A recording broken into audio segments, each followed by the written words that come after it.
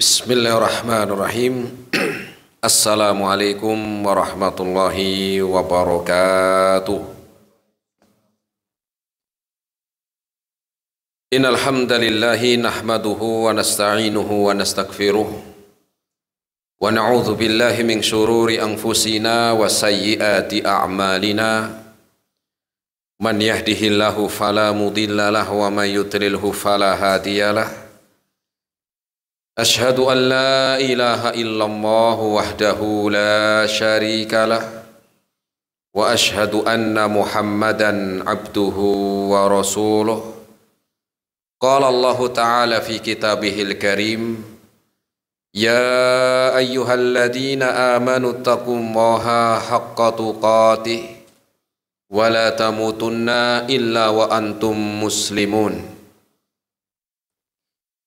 Jamaah bapak-bapak dan ibu-ibu, ikhwan wal akhwat rahimani Allah wa iyyakum jami'an. Alhamdulillah, kita bersyukur kepada Allah Subhanahu wa taala di kesempatan malam hari ini. Kita masih diberikan kesehatan, taufik serta hidayahnya. Semoga amal ibadah kita Allah Subhanahu wa taala menerimanya. Dan semoga ilmu yang kita dapatkan bisa kita amalkan sebagai bekal untuk menghadap kepada Allahu Rabbul Alamin.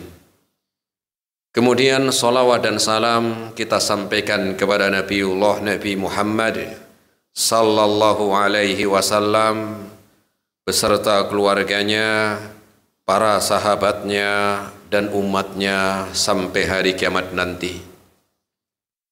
Jamaah rahimani Allah wa iyyakum jami'an. Kita melanjutkan kembali di dalam kajian rutin, di kajian Rifdatus Sunnah dengan bahasan dari Qawaid Qur'aniyah, membahas tentang kaidah-kaidah di dalam kehidupan sehari-hari yang diambil dari ayat-ayat di dalam Al-Quran. Pertemuan terakhir kita telah sampai pada kaidah yang ke-16. Maka kita masuk kaidah yang ke-17 malam hari ini, yaitu tentang kuat dan amanah. Tentang apakah yang dimaksud kuat dan amanah? Seorang yang hidup di dunia atau disebutkan manusia itu sebagaimana kita tahu adalah makhluk sosial. Makhluk sosial yaitu yang membutuhkan satu dengan yang lainnya. Makhluk sosial adalah yang satu dengan yang lainnya saling membutuhkan. Baik itu orang kaya ataupun orang miskin, itu saling membutuhkan. Kalau orang miskin butuh orang kaya, betul. Orang kaya butuh orang miskin. Butuh nggak Jawa? Malah lebih banyak butuhnya. Malah lebih apa? Banyak butuhnya. Pengen nyopir ada yang nyopirin. Pengen masak ada tukang masak. Pengen rumahnya aman ada satpamnya coba. Inilah manusia adalah makhluk sosial yang satu dengan yang lainnya saling membutuhkan. Sehingga di dalam agama Islam itu sangat dianjurkan untuk tidak sembarangan di dalam mengangkat seseorang sebagai pegawai. Tidak gampang atau tidak sembarangan di dalam mengangkat seseorang sebagai karyawan.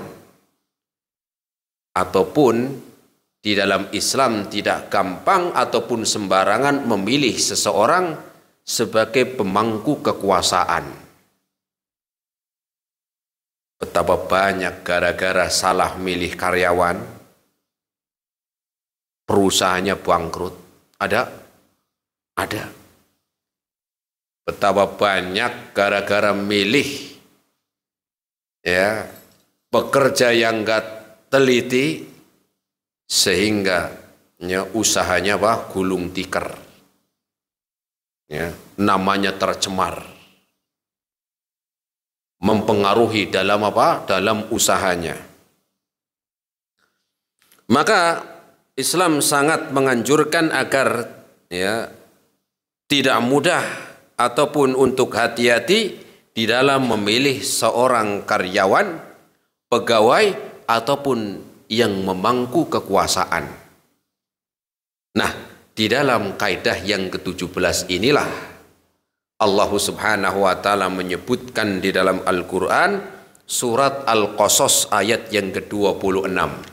Surat apa? Al-Qasas ayat 26. Allah Subhanahu wa taala berfirman, "Inna khaira man ista'jartal qawiyyul amin." Inna khaira man ista'jartal qawiyyul amin. Sesungguhnya sebaik-baik engkau memilih seorang pegawai, seorang karyawan, seorang pemimpin, ataupun seorang yang memiliki wewenang-wewenang tertentu, dia adalah sebaik-baik itu adalah qawiyul amin, orang yang kuat lagi amanah. Dari ayat inilah diambil kaidah Qur'aniyah kuat dan amanah. Apa makna di dalam ayat yang mulia ini tentang kuat, dan apa makna tentang amanah? Apakah yang dimaksud amanah atau yang dimaksud dengan kuat dilihat dari badannya? Karena badannya gede, tiap hari ngangkatin apa? Barbel, fitness. Oh ini nih, qawiyul amin. Bukan itu yang dimaksud apa? Ya, dilihat karena angkatannya sekian ratus kuat. Badannya pun apa? Kotak-kotak, belentung-belentung. Tapi kepalanya saya belum pernah lihat yang juga ya saking kuatnya wah kepalanya juga wah kotak-kotak juga. Biasanya dari tangan ke bawah, perutnya, kakinya ya. Nah, yang dimaksud firman Allah Subhanahu wa taala, sebaik-baik engkau memilih seseorang untuk diberikan amanah pekerjaan, kemudian wewenang ataupun ya, yang lainnya, yang dimaksud dengan al-qawiyyu maknanya adalah mampu menjalankan pekerjaan tersebut. Mampu menjalankan pekerjaan tersebut. Ya, gimana itu yang dimaksud dengan qawi? Ahli. Ya, mampu menjalankan, dia ahlinya. Profesional. Kompeten. Ya punya apa? Punya ilmu, punya pengalaman, punya kemampuan, mampu, ahlinya. Ini yang dimaksud dengan al-qawi. Bukan apa? Bukan badannya. Ya. Kemudian makna dari amanah, qawiyul amin, amanah, maknanya adalah mampu menjalankan pekerjaan tersebut dengan amanah. Menjalankan pekerjaan sesuai yang diamanahkan. Itu artinya. Apa artinya jemaah? Apa artinya amanah? Menjalankan pekerjaan sesuai yang diamanahkan. Sesuai yang diamanahkan. Ini enggak gampang. Amanah ini tidak mudah. Ya. Dan ini sering terjadi. Banyaknya kurang amanah, mampu dia tapi kurang amanah. Saya mampu, bisa iya, tapi amanahnya kadang masih kurang. Mungkin termasuk kita juga. Suruh masuknya jam 8, ini setengah 9. Itu kan udah enggak sesuai. Harusnya pulangnya jam 3 sore, ini duhur udah di rumah. Ini apa? Mampu dia tapi apa enggak amanah. Tidak menjalankan pekerjaan sesuai yang diamanahkan. Sehingga ayat yang mulia ini adalah Allah Subhanahu wa taala memberikan gambaran seorang yang memiliki kekuatan atau maknanya qawiyul amin, dua-duanya. Kenapa? Nanti memberikan manfaat. Ya. Nah, ini makna inna khaira man istajartal qawiyul amin. Nah, kita lihat sekarang ayat ini atau surat ini aslinya tentang apa? Pembahasan sebelumnya tentang apa?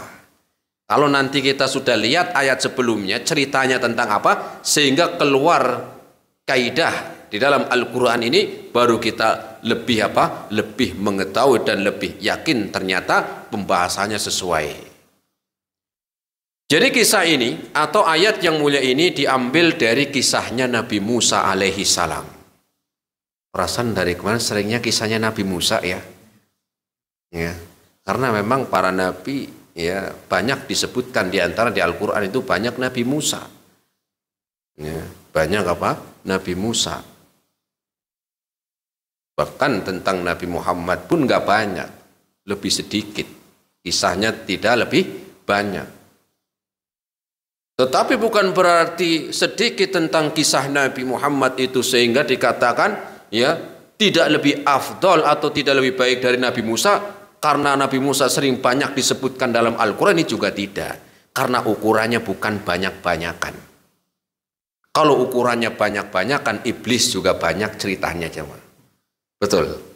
Betul, bahkan melebihi para nabi, bahkan kisahnya Nabi Musa itu lebih kalah dengan penyebutan iblis jemaah.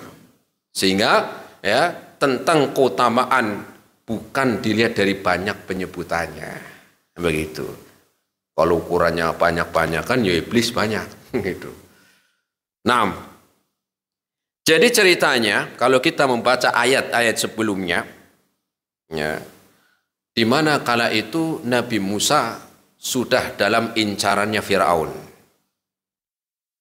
Sudah Sudah dititeni gitu. Apa ya dititeni ya? Bahasa sininya apa ya? Target.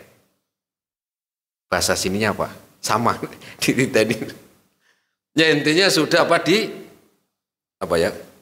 sudah jadi target oleh Firaun. Ya. Suatu saat Nabi Musa melihat orang sedang lagi pukul-pukulan, ribut. Yang satu dari Bani Israel, yang satunya orangnya Firaun, begitu.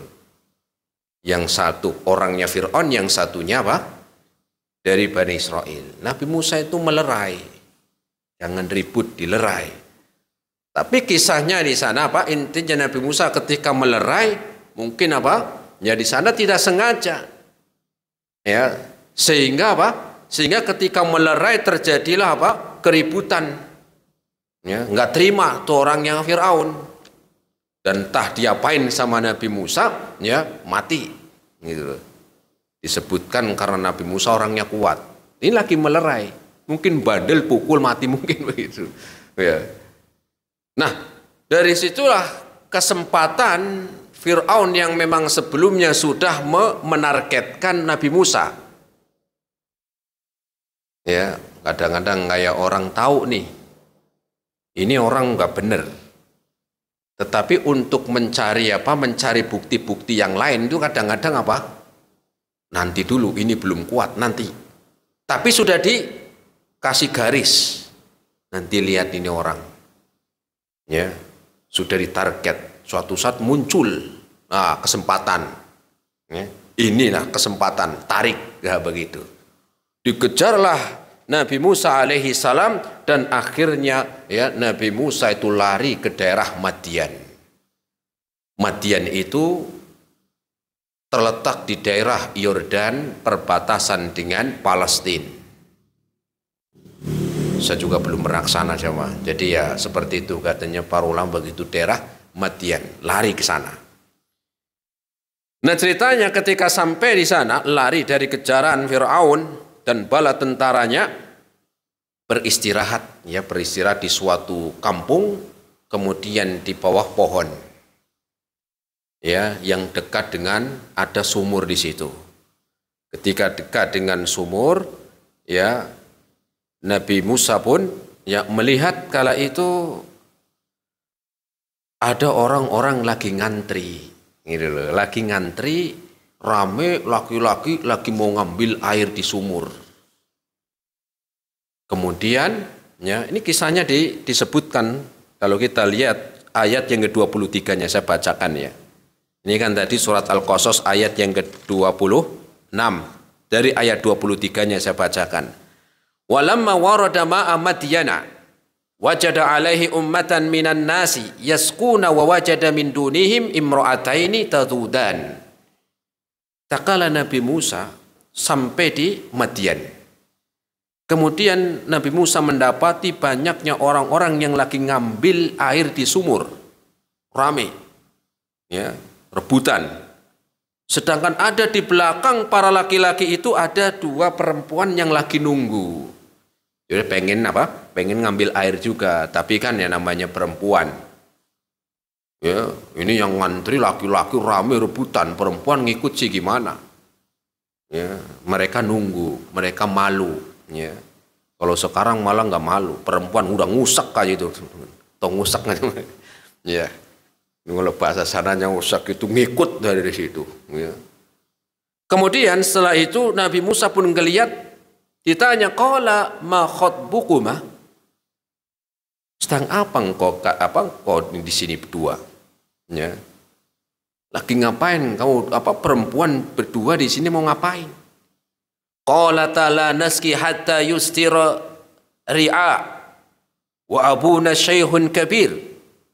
Di mana dua perempuan ini mengatakan, kami nggak bisa, Pak, nggak bisa mengambil air untuk ternak kami. Kenapa? Karena mereka banyak laki-laki yang lagi rebutan di situ. Ya, kami nggak bisa ngambil. Sedangkan kami punya orang tua, punya bapak yang sudah sepuh, sudah tua.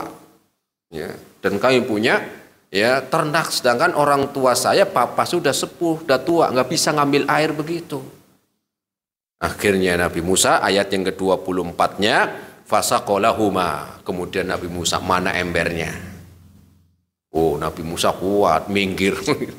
Ya, akhirnya orang pada ya namanya Nabi Musa orang kuat, ambillah air. Summa tawalla ila dhilli, kemudian diberikanlah nih air sudah diambilin. Kemudian Nabi Musa kembali ke tempat tadi berteduh, duduk lagi. Ya. Jadi Nabi Musa selesai membantu sudah. Ya, gitu. Kemudian Nabi Musa setelah kembali ke tempat berteduhnya tadi berdoa, qala rabbi inni lima anzalta ilayya min khairin faqir. Ya Allah Subhanahu wa taala, sungguhnya aku sangat memerlukan sesuatu kebaikan yang Engkau turunkan kepadaku. Baru ayat yang ke-25-nya, perempuan ini yang dua ini pulang, kasihlah air minum untuk ternaknya. Ya, ceritalah dia sama bapaknya, Pak, tadi di sana ada orang baik begini, Pak. Cerita. Akhirnya bapaknya coba suruh ke sini. Faja'atuhu ihdahuma tamshi ala istihyain. Kemudian ya, salah satu dari anak perempuan tadi yang tadinya dua saudara, ya, dia berangkat lagi ke tempat di mana Nabi Musa lagi berteduh. Ya, ala istihyain. Kemudian malu. Ya, ala istihya, malu. Malu di sini maksudnya karena ya ini laki-laki yang bukan mahram begitu. Ya, akhirnya ya Nabi Musa pun yang jalan di depan. Jadi awalnya kan nggak tahu tempatnya, yang jalan di depan, yang perempuan Nabi Musa yang di belakang. Akhirnya Nabi Musa pun yang temannya nggak enak. Sudah, kamu yang di belakang, saya yang di depan. Kalau orang sekarang, ya, oh ya kamu yang depan, gitu kan. Ya, Nabi Musa enggak, yang di depan beliau. Kalau lagi mau belok, dia ngelempar, perempuan ini ngelempar kerikil ke arah kanan. Berarti ini belok kanan. Kalau mau belok kiri, dilempar ke kiri, dia kiri. Sampailah di rumah. Kemudian qalat inna abi yad'uka liyajziyaka ajra ma saqaita lana. Bapak saya memanggilmu ke rumah untuk memberikan sesuatu dengan apa yang telah engkau lakukan, membantu untuk mengambilkan air. Falamma ja'ahu, kemudian ketika sampailah Nabi Musa ya di rumah orang tua perempuan tadi, wa qassa alaihi al-qasas, kemudian ceritalah, saya asli dari sini ceritalah dikejar sama ya pasukannya Firaun. Qala la takhaf, kata bapaknya jangan takut. Ya. Najauta minal qaumil zalimin, kamu akan selamat ya dari kaum yang zalim, ya Firaun. Jadi memang Firaun sudah terkenal, berarti memang orang yang enggak benar begitu, ya. Kamu di sini selamat begitu. Berarti terkenal Firaun, terkenal keburukannya. Baru ayat yang ke-26 Allah Subhanahu wa taala melanjutkan ya ucapan dari salah seorang dari anak perempuannya orang tua tadi. Qalat ihdahuma ya abati istajirhu inna khaira man istajartal qawiyul amin. Dari sini dia mengatakan, Pak, ya, jadikan dia sebagai karyawan pegawai yang kita kasih amanah. Sesungguhnya sebaik-baik ya seorang yang bekerja, seorang yang memiliki apa? Ya memiliki diberikan pekerjaan adalah orang yang memiliki kekuatan dan amanah. Qawiyul amin. Dari sini ya diambillah kaidah di dalam ya memberikan suatu pekerjaan pekerjaan atau wewenang yang memiliki sifat al-qawiyul amin. Jamaah rahimani Allah wa iyyakum jami'an, ini adalah ayat sebelumnya, jadi tentang Nabi Musa alaihi salam. Kenapa? Karena terkadang ada orang yang kuat, mampu, punya kemampuan, mampu dia, tapi nggak amanah. Atau mungkin sebaliknya, amanahnya ada, tapi nggak bisa, nggak mampu. Ini juga nggak pas. Sehingga Umar bin Khattab radhiyallahu anhu, beliau berdoa, Allahumma shku ilaika jaldal fajiri wa ajzal thiqah. Beliau mengatakan, ya Allah, aku mengadukan kepada engkau ya Allah, ya, tentang orang yang kuat tapi dia enggak soleh, orang yang mampu tapi enggak taat, orang yang kuat memiliki kemampuan tapi enggak baik, nggak amanah, nggak soleh, dan orang yang amanah tapi nggak mampu, nggak kuat, ya. Dua-duanya juga Dua-duanya juga kurang pas. Ya memang seringkali ya kita dapati demikian. Ya. Sehingga jamaah rahimani Allah wa iyyakum jami'an, makna dari kuat tadi adalah di mana seorang mampu menjalankan pekerjaan dengan profesional, kompeten ataupun ahli, mampu, bisa, dan amanah menjalankan pekerjaan tersebut sesuai dengan amanahnya. Ya. Jadi bukan kuat di sini maknanya apa?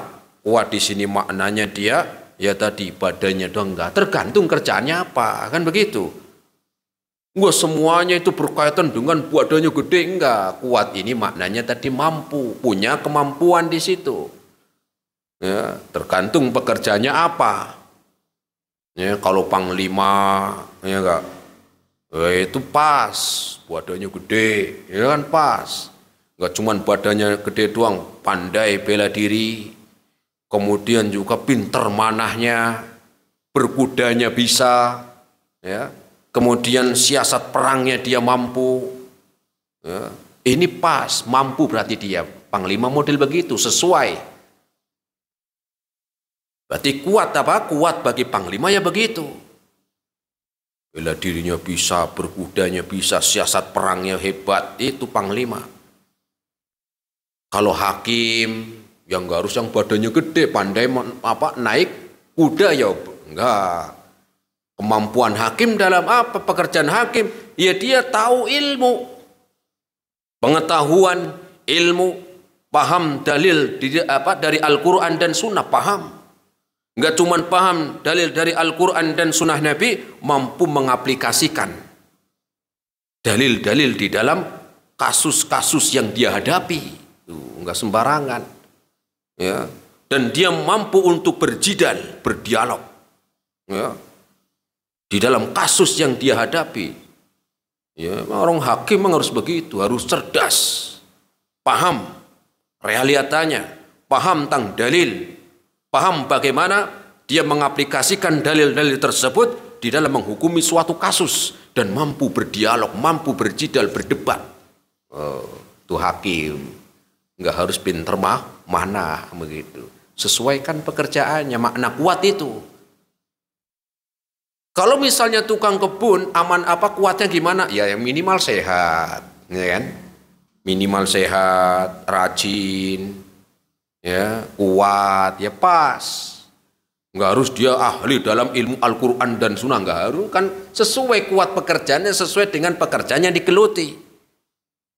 Pedagang, pegawai, juga sesuai waktunya bekerja jam berapa, waktunya istirahat jam berapa. Ya. Tukang kebun, ya, ataupun bendahara. Bagaimana bendahara yang kuat? Ya dia jujur. Apalagi pegangannya apa? Uang. Itu kuat dalam bendahara, ya dia jujur. Kemudian menjaga keamanan. Nah, itu namanya kuat di bendahara. Nah, sesuai kuat di sini bukan maknanya kuat dari fisik, tetapi sesuai pekerjaannya. Mampu, ya, dan dia ya ahli di situ. Sedangkan amanah yang dimaksud adalah menunaikan pekerjaan amanah, ya, dengan baik. Enggak cuman mampu, ya, ahli, tetapi dia mampu menunaikan pekerjaannya dengan baik dan serius. Bisa tapi enggak serius, ya. Sehingga dengan berkumpulnya amanah dan kuat, inilah yang Allah Subhanahu wa taala menyebutkan yang Rasul menyebutkan di dalam hadisnya, ya. Rasul mengatakan innallaha ta'ala yuhibbu idza amila ahadukum amala ayyutqinahu. Sungguh Allah Subhanahu wa taala cinta kepada seseorang dari kalian yang beramal, bekerja, ayyutqinahu, mutkin. Dalam pekerjaannya mutkin. Apa makna mutkin? Mutkin adalah kuat dan amanah. Ya, kuat dan amanah, serius. Ya. Ya, dua-duanya dibutuhkan. Enggak cuma mampu tapi serius. Sesuai dengan yang diamanahkan. Inilah yang membawa keberkahan dalam bekerja. Inilah yang akan memberikan keberkahan di dalam kehidupannya. Inilah yang membawa keberkahan di dalam keluarganya. Inilah yang membawa keberkahan di dalam hartanya. Ya. Keluarganya, hartanya, hidupnya, kerjanya Allah berkahi. Kenapa? Mutkin, terkumpul dalam amanah dan juga al-qawiyul amin. Kuat dan amanah. Ya.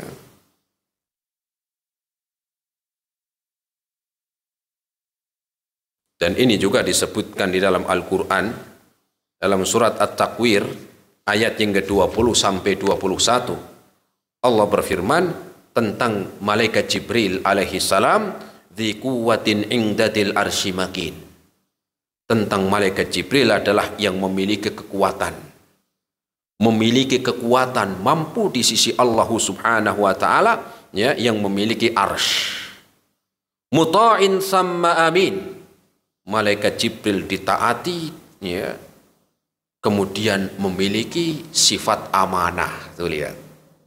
Ya, makanya malaikat Jibril itu, ya, menyampaikan wahyu amanah. Nggak pernah kita dengar itu malaikat Jibril itu korupsi ayat gitu. Pernah dengar dengan? Oh, ini ayat-ayat neraka saya sampaikan. Surga, wah saya. Nggak ada malaikat Jibril. Amanah betul sama. Nah,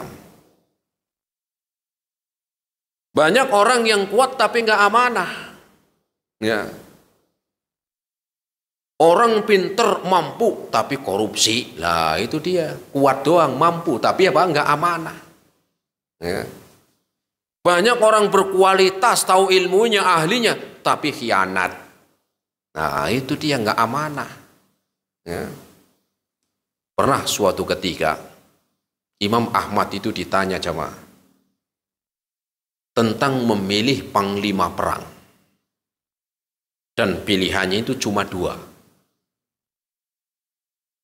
Yang dipilih yang pertama, apakah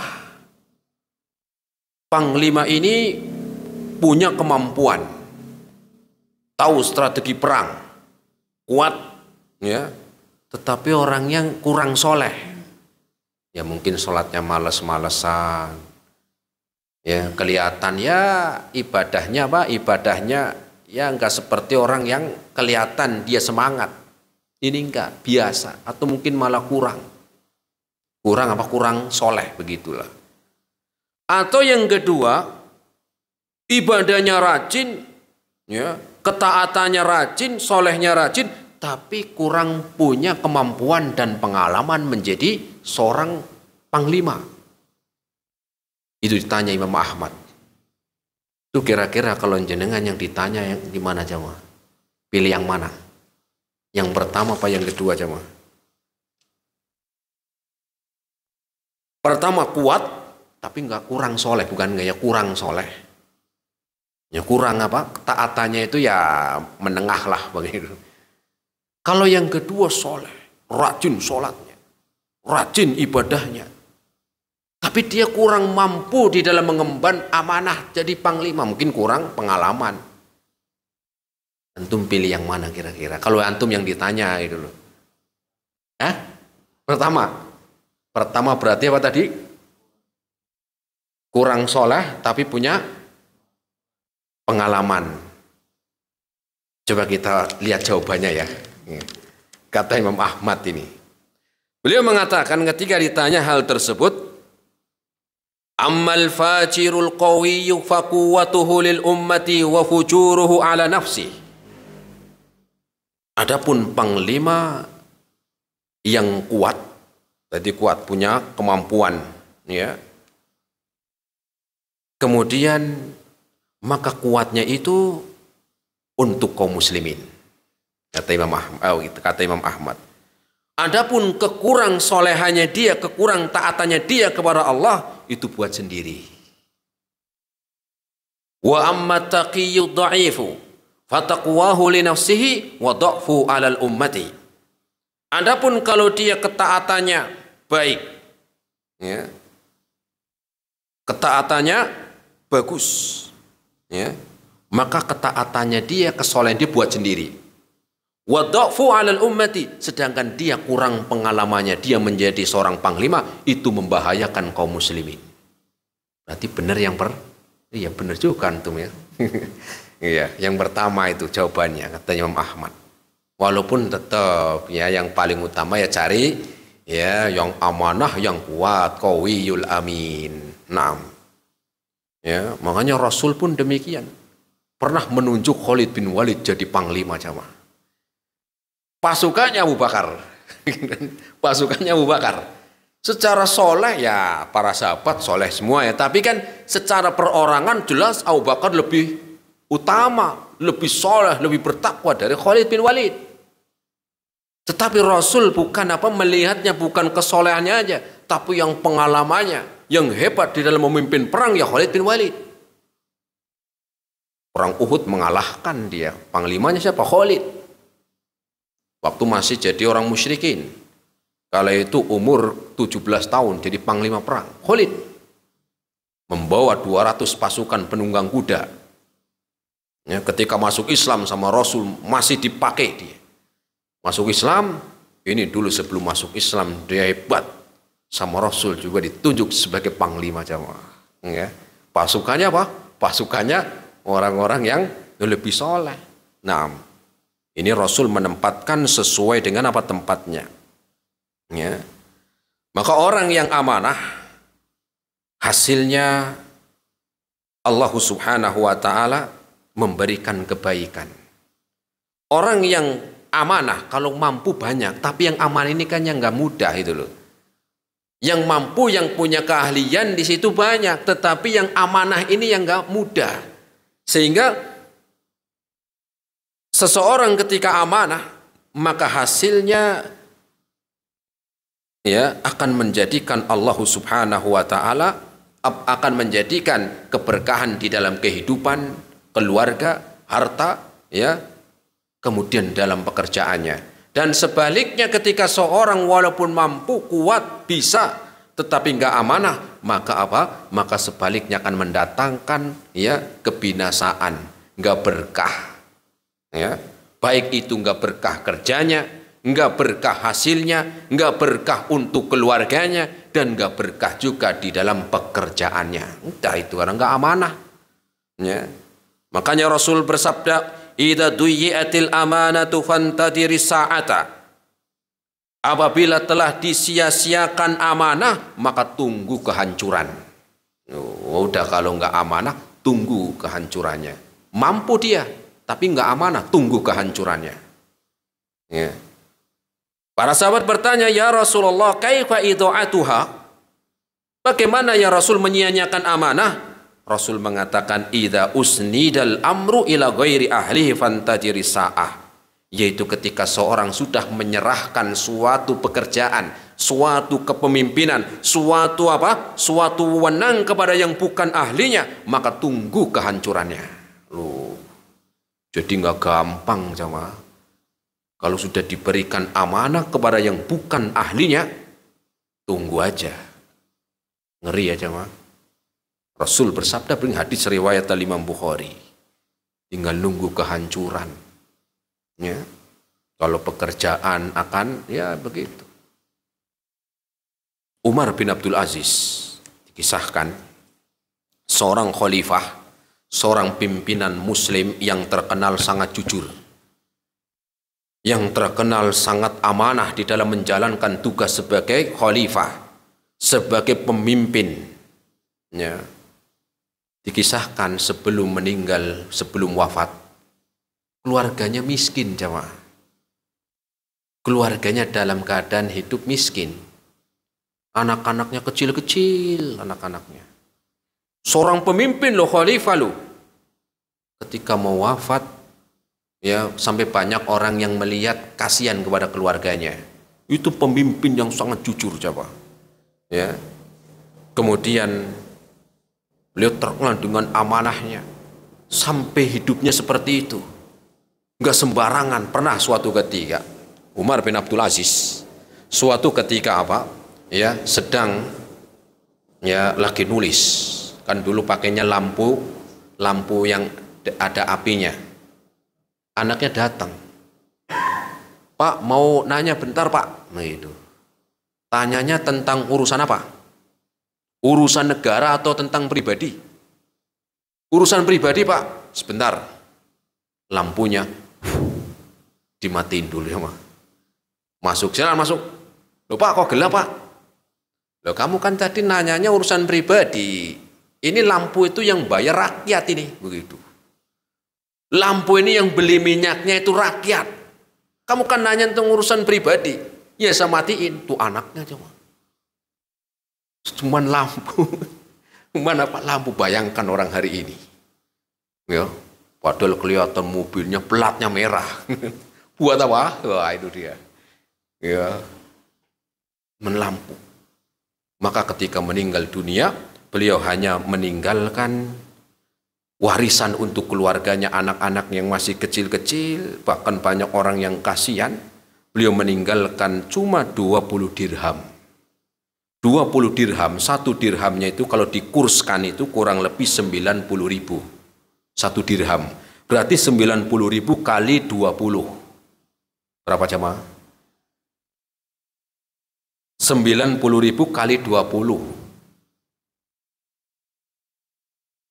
Kurang lebih 1.800.000. 1.800.000. Khalifah besar jemaah. Warisannya 1.800.000. Ya. Ini dibawakan kisahnya oleh Syekhul Islam Ibnu Taimiyah, mengisahkan tentang seorang yang amanah. Kemudian beliau mengisahkan yang kedua kali, ada seorang pejabat, ada seorang pemimpin, seorang khalifah, yang dimana dia tidak amanah. Dan dia meninggal memberikan warisan yang banyak kepada keluarganya. Disebutkan warisan dari khalifah ini, ya, nggak disebutkan namanya, ya, itu sekitar 600.000 dinar. 600.000 dinar, dan satu dinarnya itu kurang lebih 3 juta. Berarti kalau 3 juta kali 600.000 jamaah, berapa jamaah? Kurang lebih 1,8 triliun. Kau tahu tak, tadi saya hitung dulu. Tadi saya hitung dulu, kurang lebih 1,8 triliun. Meninggalkan dari pimpinan, meninggalkan untuk keluarganya. Ya, ternyata apa jamaah? Ya, setelah beberapa waktu lamanya dikisahkan, maka keluarga dari Umar bin Abdul Aziz, ya, sudah mulai berdewasa mereka bekerja, mereka ya, taat, sampai anak-anaknya Umar bin Abdul Aziz menjadi orang-orang yang diberkahi jemaah. Menjadi orang-orang yang memiliki harta.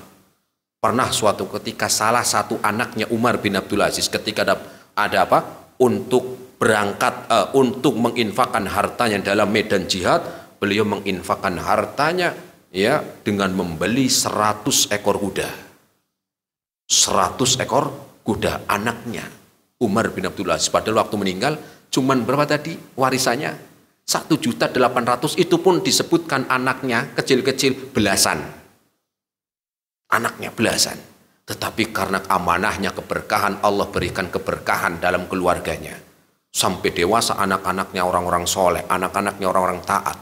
Memiliki kemampuan dalam bekerja, sampai dalam salah satu kesempatan infaknya 100 ekor kuda dia beli untuk apa? Untuk berinfak. Nah, sebaliknya khalifah yang kedua tadi ini kisahkan, yang warisannya sekian 1,8 triliun, dengan berlalunya waktu uangnya habis jamaah. Ya, namanya uang gak berkah kan begitu jamaah. Namanya nyarinya juga sudah nggak benar. Namanya uang uang yang nggak benar, uang haram, mendapatkan dengan cara yang nggak amanah, ya habisnya pun tanpa bekas, ya, kayak uang setan dimakan iblis. Itu bahasanya begitu jemaah. Namanya uang haram, habisnya entah mana nggak jelas, ya, uang setan dimakan iblis tuh jemaah. Maka setelah beberapa waktu lamanya, maka hartanya itu habis, dan sampai akhirnya keluarganya jadi pengemis jalanan. Jadi pengemis jalanan, naudzubillah. Oleh karena itu jamaah rahimani Allah wa iyyakum jami'an, sebagai penutup, ya, hendaklah kita jadilah seorang yang kuat di dalam kita bekerja, apapun profesi kita, dan juga amanah, ya, dan juga berusaha untuk amanah, ya, mampu, ahli, dan juga amanah, walaupun terkadang sering dirasakan dengan berat. Walaupun seringkali amanah tersebut menjadikan berat. Melihat ada temannya yang gak amanah, akhirnya tergiur. Ya, tetapi ingat jamaah, sesulit apapun di dalam kita bekerja, sesulit apapun di dalam kita memegang amanah pekerjaan, selama kita mampu dan kita amanah, ingatlah Allah subhanahu wa ta'ala, yakinlah Allah subhanahu wa ta'ala yang akan memberikan keberkahan di dalam kehidupan, keberkahan di dalam bekerja, keberkahan di dalam hartanya, dan keberkahan di dalam, ya, keluarganya. Semoga Allah subhanahu wa ta'ala memberikan kepada kita keberkahan di dalam pekerjaan yang kita amalkan, dan semoga Allah subhanahu wa ta'ala mengampuni dosa-dosa yang telah kita perbuat, dan semoga dengan itu, ya, menjadikan keberkahan di dalam pekerjaan, di dalam harta, dan juga di dalam keluarga kita. Allahu a'lam bishawab. Ini yang bisa kita sampaikan jamaah rahimani Allah wa iyyakum jami'an. Semoga bermanfaat. Terima kasih atas segala perhatiannya. Mohon maaf atas segala kekurangannya. Wa sallallahu ala nabiyyina Muhammad wa ala alihi wa ashabihi wa sallama tasliman katsira. Silakan kalau ada yang mau bertanya yang mungkin bisa dijawab. Bismillah.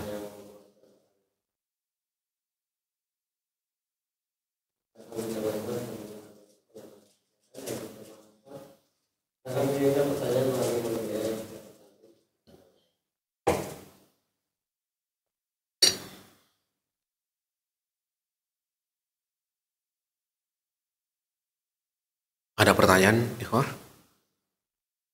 Sama? Cukup? Iya, kalau nggak ada, silakan Pak.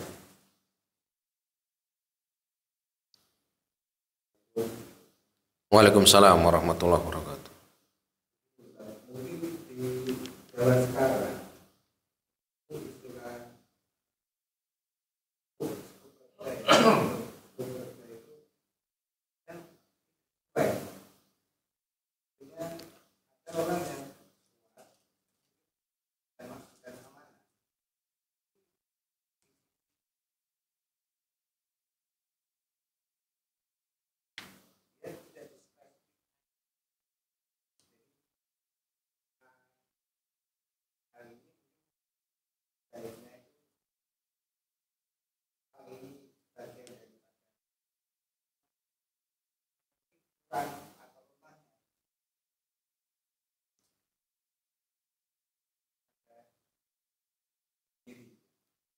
Contohnya misalnya.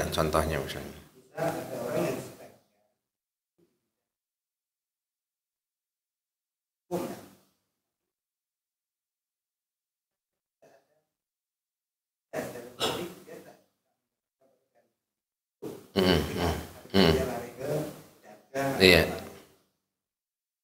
Iya. Pertanyaannya apakah itu memang iya. Iya. Cukup? Ya. Maka seringkali memang kita jumpai di mana seorang ketika dia ahli dalam bidang tertentu atau mungkin dia belajarnya spek tertentu, tetapi kerjanya tidak sesuai yang dia pelajari. Pertama, mungkin orang ini dulu belajarnya itu tidak sesuai hati nuraninya. Itu pertama. Orang sekolah kuliah misalnya, nggak setiap orang yang kuliah itu karena pengen dari hati nurani pengen belajar itu. Kadang karena niatan-niatan tertentu. Pertama mungkin karena dipaksa orang tua, betul? Ada nggak? Ada. Saya pernah melihat yang seperti itu. Jangankan yang kuliah ya, yang di pondok sama.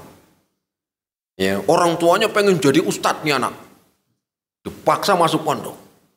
Malah pernah bareng anak begitu. Pondok bareng sampai orang tuanya kalau membayar SPP itu langsung setengah tahun sekalian. Senang pokoknya anak Ustaz. Anaknya nggak pengen dia. Saya pengennya nggak sekolah di sini, saya pengennya masuk kuliah apa dia sebut. Saya pengennya itu nggak begini, tapi ya gimana apa? Punya kecerdasan, punya kemampuan, tapi tidak sesuai hati nuraninya. Nah, inilah yang terjadi seringkali, ibaratkan ini yang disebut dengan salah jurusan. Tidak sesuai keinginan hatinya. Maka ketika sudah selesai, ya cuman itu tadi. Padahal punya gelar yang sesuai dengan yang dipelajari. Tapi jualan misalnya. Inilah yang terkadang pertama dari sisi belajarnya dia. Kenapa kalau dia memang sudah tekun di situ yang dia pelajari, tanpa orang tuanya nyuruh pun maksa dia akan jalan sendiri. Sehingga seringkali ketika dia punya gelar dia belajar, tapi pekerjaannya nggak sesuai yang dia pelajari, karena mungkin dia waktu belajar tidak sesuai yang diinginkan. Saya punya teman juga, ya, dia itu pengennya jadi polisi, ya, pengennya jadi polisi. Bolak-balik daftar, memang berapa kali tolak tapi dia masuk lagi. Sama orang tuanya enggak, udah kamu masuk sipil aja. Kuliah bagian apalah begitu. Ya. Akhirnya dengan terpaksa akhirnya dia padahal masih pengen masuk jadi polisi.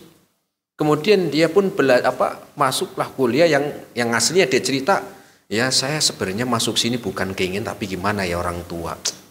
Katanya dia begitu. Akhirnya lulus, punya gelar. Tetapi ketika selesai, apakah dia akan mengambil pekerjaan sesuai yang dia pelajari? Belum tentu. Karena dulu itu kan karena mengikuti orang tua. Akhirnya kerjanya pun enggak begitu. Dia ngambil pekerjaan malah jualan. Lebih nikmat kata dia. Maka juga orang tua harus tahu diri. Jangan memaksakan keinginan anak. Kenapa? Karena di dalam Islam itu jangan sampai kalau orang kita itu betul orang tua itu mencari menggali potensi anak. Tapi jangan dipaksa. Ya, jangan dipaksa. Makanya Rasul Shallallahu Alaihi Wasallam itu menempatkan setiap orang itu tempatnya. Khalid bin Walid jadi panglima perang. Ada Zaid bin Sabit, Rasul menempatkan sebagai ahli bahasa, nulis wahyu Al-Quran, menjaga, menulis, mencatat surat-surat. Ada Abdullah bin Umar, ahli fikih, belasan tahun sudah jadi ahli fikih. Ada Abdullah bin Abbas, umur belasan tahun sudah ahli tafsir. Ini kan Rasul menempatkan orang-orang sesuai dengan tempatnya. Itu nggak bisa dibalik. Khalid bin Walid jadi ahli tafsir, nggak ada sejarahnya. Khalid bin Walid jadi ahli fikih, ya kuranglah karena bukan bidangnya. Rasul ketika mau perang Uhud, Rasul periksa pasukan jemaah. Ternyata ada 3 pemuda yang masih remaja. Disebutkan masih umurnya itu masih belum harusnya nggak ikut di sini. Suruh pulang. Zaid bin Sabit, Rafi, dan satunya saya lupa. Suruh pulang. Kamu kan masih anak-anak, pulang. Ini bukan mau kondangan, begitulah ibaratkan. Ya. Kata yang satu, ya Rasul, saya walaupun umur segini saya mau perang ya Rasul. Saya ahli mana ya Rasul? Betul. Coba dicoba. Benar dia. Panahannya hebat. Yang orang tua aja belum tentu begitu. Ya, udah kamu ikut. Yang satunya nggak terima nih, yang kedua, ya Rasul, saya nggak pandai memanah, tapi saya walaupun masih muda begini, saya udah biasa bergulat, punya bela diri yang hebat. Betul. Coba. Kemudian dicoba ngelawan yang ahli manah tadi. Langsung dibanting yang ahli manah. Ya, kamu ikut. Zaid bin Sabit bingung, saya apa ya? Disebutkan, kamu apa? Saya nggak tahu ya Rasul. Udah kamu pulang. Suruh pulang sama. Sampai pulang orang tuanya, ibunya sudah di depan rumah. Loh kok kamu pulang? Kamu udah ditugaskan ikut serta rombongan pasukan Rasul. Kenapa pulang? Pulang sambil nangis, nggak boleh ikut perang nangis. Coba bayangkan sama. Itu sahabat Nabi. Kalau kita nggak ikut, alhamdulillah. Kalau kita nggak ikut sujud syukur kan gitu. Ya, Zaid bin Sabit enggak. Terus mana teman kamu, kata orang tuanya? Teman kamu mana yang 2? Ya ikut dia. Loh kok bisa? Wong seumuran kok dia ikut, kamu enggak? Karena satu dia ahli mana, satu ahli bela diri. Oh begitu? Iya. Terus kamu apa? Ya saya nggak punya keahlian. Kamu coba cari potensimu di mana? Gali di situ. Akhirnya dia ternyata potensinya belajar ilmu bahasa. Langsung belajar Ya dia kemampuannya dalam penulisan dan bahasa. Langsung belajar bahasa Yahudi sekitar 15 tahun sudah ahli. Belajar bahasa Persia, belajar bahasa Romawi 15 hari langsung mereka Zaid bin Sabit hebat. Kita belajar bahasa Arab sudah berapa lama coba? Merudolin itu ya. Tahu merudolin? Awalnya doang kan begitu. Zaid bin Sabit ternyata Rasul melihat potensi dia hebat dalam penulisan dan dalam ilmu bahasa. Tarik dia sebagai penulis wahyu. Jadi penulis wahyu ternyata. Itu maknanya seringkali orang nggak sesuai jurusan begitu. Coba kalau dia sudah menikmati belajarnya, saya yakin dia nggak kemana-mana. Sama seperti anak kita itu diperintahkan menggali potensi, bukan maksain kehendak orang tua. Kemudian yang kedua, seringkali salah jurusan itu karena nyarinya dunia. Oh saya sekolahnya begini karena di daerah saya tuh yang dibutuhkan begini. Enggak. Rasul menempatkan sesuai potensinya, ya. Itu yang sering terjadi, Pak. Allahu a'lam bishawab. Nah.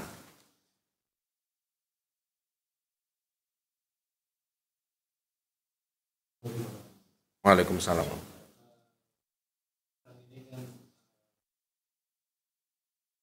Memilih pemimpin misalnya, memilih tadi kan memilih karyawan, karena dalam memilih pemimpin, di negara kita ini kan bukan menganut musyawarah yang tujuannya kita nggak tahu, tapi kita mendapat tugas untuk memilih sekarang. Bagaimana kita untuk melihat yang pilihannya bukan tidak serta atau tidak pas atau apa, harus memilih pemimpin kita ini.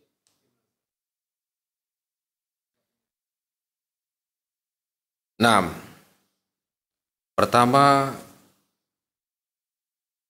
pemimpinan itu adalah ya penting di dalam bernegara, tentunya jelas itu sangat apa? Sangat penting. Ya, kenapa? Karena itu apa? Sebagai berjalannya suatu tata negara. Terus bagaimana kita memilih? Ya kita memilih sesuai dengan apa yang kita tahu. Ya, yang sesuai kita tahu. Ya, maka bagaimana yang sesuai kita tahu? Ya kita tahu kaidahnya di antara qawiyul amin. Ya, tetapi kalau kita tahu rincinya kan kita nggak tahu. Kenapa kita kita berusaha ya untuk apa? Untuk tetap ya mencari yang terbaik. Ya, adapun kalau kita ya memilih misalnya ya tidak sesuai dengan harapan, ya kita sudah apa? Sudah ya memberikan sudah memberikan dan juga kita sudah berusaha. Ya, kita sudah berusaha. Adapun kalau tidak sesuai dengan sesuai dengan harapan, ya itu bukan di luar kemampuan kita karena sudah ada usaha. Ya, sudah ada usaha. Kenapa? Kalaupun milih ataupun tidak, memilih itu penting. Ini terlepas dari tentang cara di dalam memilih. Tapi yang penting pembahasannya adalah kepemimpinan itu sangat-sangat penting di dalam kehidupan manusia. Ini penting. Gimana seandainya tidak ada pemimpin, sehingga yang penting kita ada usaha. Allahu a'lam bishawab. Mungkin itu Pak yang bisa kita sampaikan. Satu lagi silakan. Jika kita mendapat suatu pemberian dari berupa kadang atau uang tanpa diaminkan, kita sebaiknya bagaimana? Mungkin yang dimaksud ini mungkin ada benar seperti pengusaha atau kawan yang jangan berhubungan dengan upaya atau kadang ya atau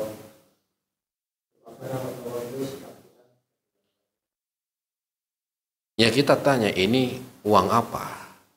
Kalau memang belum jelas ya kita kembalikan. Jangan kita mencari keuntungan sementara, tetapi itu ya apalagi yang masih syubhat. Maka Rasul mengatakan tentang perkara yang syubhat di dalam hadisnya Rasul mengatakan faman waqa'a fi syubhat waqa'a fil haram qara'iyar ahaulal hima. Ya, perkara yang syubhat itu masih remang, gak jelas. Apalagi tentang seperti itu. Seandainya jenengan gak ada urusan sama mereka, apakah mungkin dia mau ngasih uang tanpa sebab? Baru sudah rutin. Maka minimal ini ada perkara yang syubhat. Maka Rasul mengingatkan bahwa perkara yang syubhat itu masih gak jelas, remang-remang. Maka Rasul mengatakan barang siapa yang menghindari dari perkara yang syubhat, maka dia telah menjaga agamanya dan kehormatannya. Kenapa? Ibaratkan kata Rasul itu, ibaratkan syubhat itu seperti orang yang lagi mengembala kambing di daerah dekat larangan, dekat perbatasan.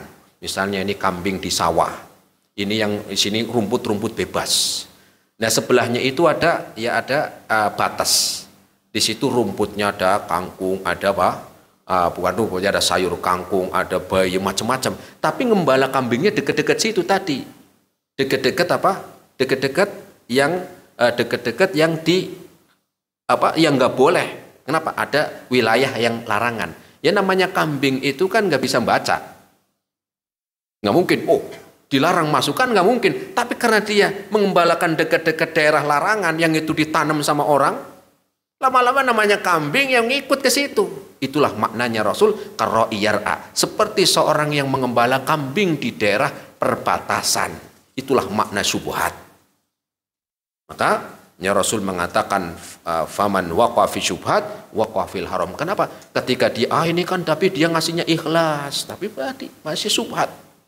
Ya. Maka lama lambat laun bisa terjatuh kepada yang haram. Allahu a'lam bishawab. Ini sama yang bisa kita sampaikan, semoga bermanfaat. Terima kasih atas segala perhatiannya. Mohon maaf atas segala kekurangannya. Kita akhiri subhanakallahumma bihamdika asyhadu an la ilaha illa anta astaghfiruka wa atubu ilaik. Assalamualaikum warahmatullahi wabarakatuh.